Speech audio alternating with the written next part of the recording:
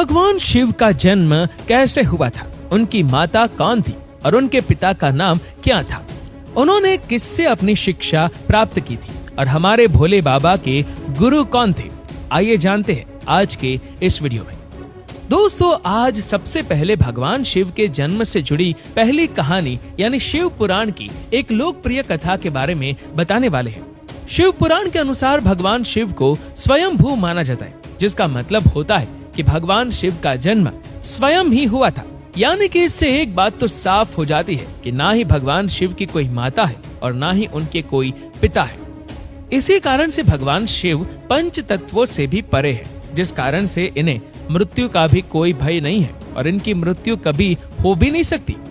पर अब बात करते हैं विष्णु पुराण में बताई गई भगवान शिव के जन्म से जुड़ी हुई एक और कहानी के बारे में।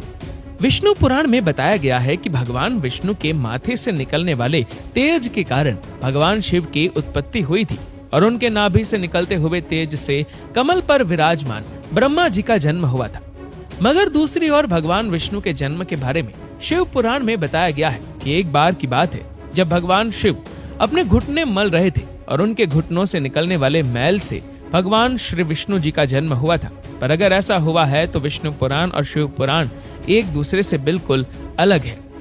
इस कथा के अलावा भगवान शिव के जन्म की एक और पौराणिक कथा काफी ज्यादा पॉपुलर है, जिसे शायद आपने बड़े बुजुर्गों से सुना होगा। पर अगर नहीं सुना तो आपकी जानकारी के लिए बता दें कि एक बार की बात है जब भगवान विष्णु और परम ब्रह्मा जी के बीच इस बात पर बहस छिड़ गई थी कि आखिर इस संसार में सबसे महान कौन है। और जब भगवान विष्णु और भगवान ब्रह्मा इस बात को लेकर बहस कर रहे थे तो एक जलते हुए खंभे के रूप में महादेव उनके बीच आए थे।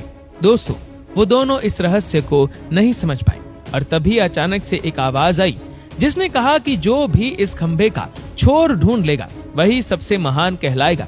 ऐसा सुनते ही ब्रह्मा जी ने एक पक्षी का रूप लिया और खंभे का ऊपरी हिस्सा ढूंढने निकल गए। वही विष्णु जी ने वराह का रूप धारण किया और खंभे का अंत ढूंढने निकल गए। बहुत देर तक खोजने के बाद भी दोनों में से किसी को भी खंभे का छोर नहीं मिला और दोनों हार मानकर वापस आ गए। जिसके बाद भगवान शिव अपने असली रूप में आए और फिर भगवान विष्णु और ब्रह्मा जी ने यह मान लिया कि महादेव ही सबसे महान और शक्तिशाली हैं।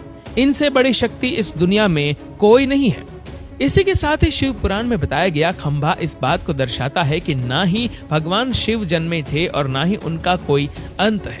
और एक कारण तो यही है कि भगवान शिव को स्वयंभू कहा जाता है, यानी भगवान शिव का अंत है ही नहीं, वे अमर है। अब हम बात करते हैं भगवान शिव से जुड़े एक ऐसे विषय के बारे में जो सबसे ज्यादा